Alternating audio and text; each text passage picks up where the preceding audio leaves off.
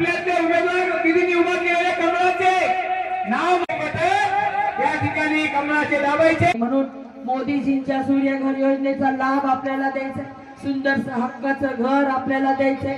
या परिसरामध्ये जो नागरी दवाखाना सुरू झालाय, मला गौस भाई सांगत होते ते 9 ते 2 वाजेपर्यंत चालू असतो, ती योजनाच तशी आहे। पण तुमच्या सगळ्यांच्या मागणीमुळे, गौस भाईच्या मागणीमुळे आरोग्य राज्यमंत्री म्हणून तुम्हाला शब्द देते की आपल्या ह्या प्रभागामध्ये आपण हे क्लिनिक दिवसभर रात्रभर चालू ठेवू, जेणेकरून आपल्याला कुठल्याही छोटी मोठी दवाखान्यामध्ये औषध घ्यायचं असेल तर मोठ्या दवाखान्यामध्ये जायची गरज पडणार नाही, इथल्या इथं तुमचा इलाज होईल।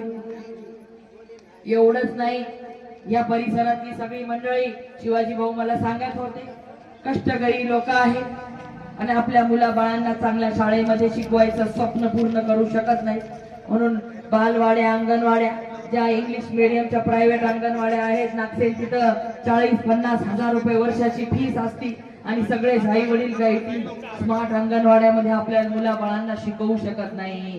तुम्ही काळजी करू नका, महिला बाल कल्याण खातं माझ्याचकडे, आपल्या राज्यामध्ये 3000 स्मार्ट अंगणवाड्या बनवण्याचं देवेंद्र फडणवीस साहेबांनी ठरवलं आणि 3000 अंगणवाड्या आपण स्मार्ट अंगणवाड्या बनवण्यासाठी काम केलेलं आहे। आपल्या जिल्ह्यामध्ये सुद्धा 265 अंगणवाड्या आपण बनवल्यात। या प्रभाग क्रमांक 16 मध्ये शिवाजी भाऊ आपल्याला स्मार्ट अंगणवाड्या द्यायच्या, जेणेकरून आपल्या लहान मुलांना private junior KG, senior KG मध्ये, किंडर गार्डन मध्ये ज्या पद्धतीने शिक्षण मिळतंय त्याच पद्धतीने आपण त्यांना शिक्षण इथं देणार आहोत। त्याचबरोबर आपल्या सगळ्या लेखी चांगल्या शिकल्या पाहिजे। आमची जयश्री MA झालेली आहे, तशा लेखी चांगल्या शिकल्या पाहिजे, म्हणून आपल्या सरकारने सगळ्या लेखींचं शिक्षण मुफ्त केलेलं आहे। प्रोफेशनल कोर्सेस सगळ्या लेखींचं माहिती आहे ना तुम्हाला, आणि म्हणून आपल्या ह्या सगळ्या लेखी शिकल्या पाहिजे।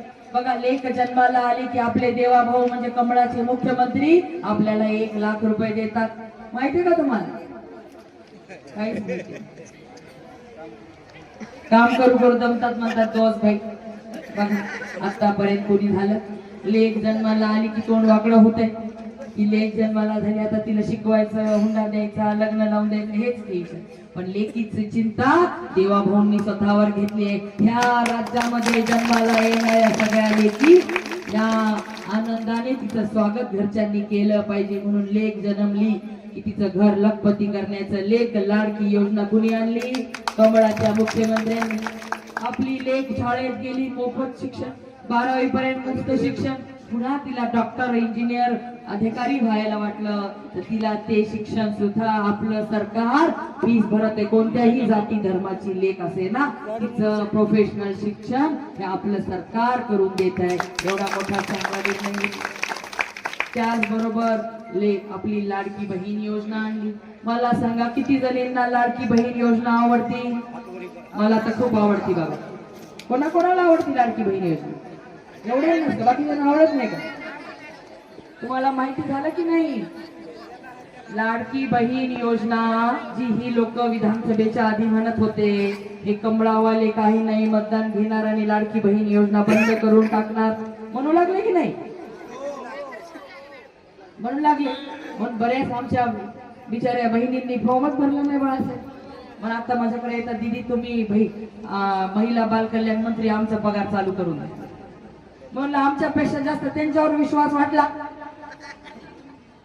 पण ही लाडकी बहीण योजना 1 वर्ष झालं आपली दर महिन्याला पैसे पडतात, आणि आता तर संक्रांत आहे, आपली गोड संक्रांत करायचं आपल्या देवाभाऊंनी ठरवलं। आमच्या सगळ्या माय माऊल्यांचं, लाडक्या बहिणींची संक्रांत गोड झाली पाहिजे म्हणून 3000 रुपये आपल्या खात्यामध्ये जमा करणार। पण ह्या विरोधी वाल्याच्या पोटात दुखायला लागलंय, ह्या विरोधी पक्षाच्या लोकांच्या पोटात दुखायला लागलंय। लगेच गेले निवडणूक आयोगाकडे, दिलंय पत्र, वाचलं का तुम्ही पत्र? काय तर म्हणे 3000 रुपये खात्यात टाकू नका, ही योजना बंद करा, निवडणुकीवर परिणाम होईल म्हणाले। महिला भगिनींना फक्त उठलं की झोपलं की कमळात दिसायला लागले म्हणाले। कमळालाच मतदान करायचं म्हणून महिला भगिनीने ठरवून टाकलं. कारण की लाडक्या बहिणींना माहितीये लक्ष्मी कशावर बसलेली आहे. मग लक्ष्मीला धोका थोडीच देणार आहे. आणि ज्याचं खावं मीठ त्याचं करावं नीट. म्हणून लाडक्या बहिणी विधानसभेला जरी चुकल्या शिवाजी भाऊ, आता मात्र चुकणार नाही. आता विधानसभेला चुकल्या की नाही का? लीड होती का? अरे वा, मग तर हुशार आहे. अरे वा, मग हुशार आहेत आमच्या. त्यांनी तर पक्क ठरवून ठेवलं, आता फक्त आपलं मत. कारण की लाडकी बहीण चालू करणारे आपले देवाभाऊ पण या विरोधी विचारांच्या लोकांच्या पोटामध्ये दुखायला लागले. दिलं पत्र लगेच, तुम्ही काही काळजी करू नका, ही संक्रांत आपली गोड आम्ही करणार. तुमच्या खात्यामध्ये 3-3 हजार रुपये जमा होणार. बघा किती स्वाभिमान आपला वाढवलाय. आपल्याला कुणाला हात पसरायची गरज नाही की मला मदत पाहिजे, गरज पडली तर दे. हाय का गरज? बाळासाहेब, इकडच्या किराणा दुकानामध्ये मोठे मोठे बोर्ड लागलेले होते, उधारी बंद. पण आता ते बोर्डच गायब झाले. पण त्यांना माहितीये की माय माऊली घरून किराणा घेऊन जरी गेली तर तिच्या खात्यामध्ये महिन्याला 1500 रुपये येणार आहे. ती तिच्या लेकरा बाळाला खाऊ घालणार आहे. चिंता करायचं काम नाही म्हणून ते बोर्डच काढून टाकले नाही. किराणा दुकानदाराला पण आता गॅरंटी झाली की यांचा लाडका भाऊ देवा भाऊ खात्यामध्ये पैसे टाकणार आहे. इतका विश्वास आज सगळ्यांना आला. पण 2-3 दिवसापूर्वी देवभाऊ आपल्या जिल्ह्यामध्ये परभणीमध्ये आले होते. तुम्ही ऐकलं का भाषण त्यांचं? काय म्हणले की आपल्याला आता फक्त 1,500 रुपये महिन्यावर ठेवायचं नाही, आमच्या लाडक्या बहिणींना आता आम्हाला लखपती दिदी बनवायचंय, लखपती दिदी. आणि जयश्रीताई, तुम्ही एवढ्या वर्षापासून काम करतात, ह्या सगळ्या बहिणींना लखपती दिदी आपल्याला बनायचंय की नाही तुम्हाला लखपती दिदी? काय आहे लखपती दिदी योजना? की निव्वळ उत्पन्न 1 लाख ते 5 लाख रुपये आमच्या बहिणींचं करणं, ही योजना म्हणजे लखपती दिदी योजना. किती जणींना व्हायचंय लखपती दिदी? बघा, खूप कमींना व्हायचंय, बाकीच्याला काही विश्वास नाही. काय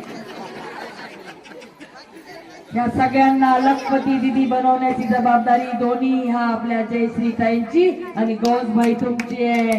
आपल्या सगळ्या बहिणींना लखपती दिदी बनवायचे. यांना पुन्हा कुणाच्या पुढे हात पसरायची गरज पडणार नाही. 1,500 रुपये महिना तर आपला चालूच राहणार आहे, पण यापेक्षा जास्ती तुमचं आर्थिक इन्कम झालं पाहिजे, जेणेकरून आपण संसाराला हातभार लावू शकू. असं काम आम्हाला इथं उभं करायचं आहे. त्यासाठी तुम्ही काय करायचंय? बघा, लक्षात ठेवायचं. आमच्या लाडक्या भावांना इथं एवढे आमचे मेहनती लाडके भाऊ आहेत, रात्रंदिवस मेहनत करतात, काबाड कष्ट करतात, आपल्या कुटुंबाला उभं करण्यासाठी काम करतात. त्यांच्यासाठी ह्या जिल्ह्यामध्ये चांगल्या पद्धतीने उद्योग व्यवसाय वाढले पाहिजे, त्यांना चांगल्या नोकऱ्या लागल्या पाहिजे. म्हणून आपला जिल्हा आपण एमर्जिंग डिस्ट्रिक्ट म्हणून घेतलेला आहे. त्यानुसार खूप साऱ्या नोकऱ्या आपल्या तरुणांना लागणार आहेत. कारण बऱ्याच मायमाऊल्या माझ्याकडे येतात, सांगतात आमचा मुलगा 15वी शिकला, 17वी शिकला, आमची मुलगी 15वी शिकली, 17वी शिकली, दीदी तिला नोकरी लावा, त्याला नोकरी लावा. त्या सगळ्यांना नोकरी देण्याचं काम आपल्याला इथं करायचंय. परभणीमध्येच त्यांना चांगल्या नोकऱ्या लागल्या पाहिजे. त्यासाठी तुम्हाला काय करायचंय? आता हे रेल्वेचं क्रॉसिंग आहे, इथं आपल्याला अंडरपास करायचा आहे, उड्डाण पूल करायचा आहे. खूप मोठी समस्या आपल्या रेल्वे क्रॉसिंगची आहे. याला रेल्वे मंत्रालय कोणाच्याकडे आहे? कमळाच्या पंतप्रधान नरेंद्र मोदीजींच्याकडे. मग ह्याच्यासाठी निधी आणायचा आहे आपल्याला. त्यासाठी तुम्हाला काय करावं लागणार आहे? ह्या सगळ्या गोष्टींचं उत्तर एकच आहे. काय उत्तर? आणि बघा, जयश्रीनी जी गोष्ट सांगितली की खऱ्या तुमच्या अडचणी काय, ह्या फक्त निवडणुकीच्या दरम्यान इथं फिरल्याने कळणार नाही.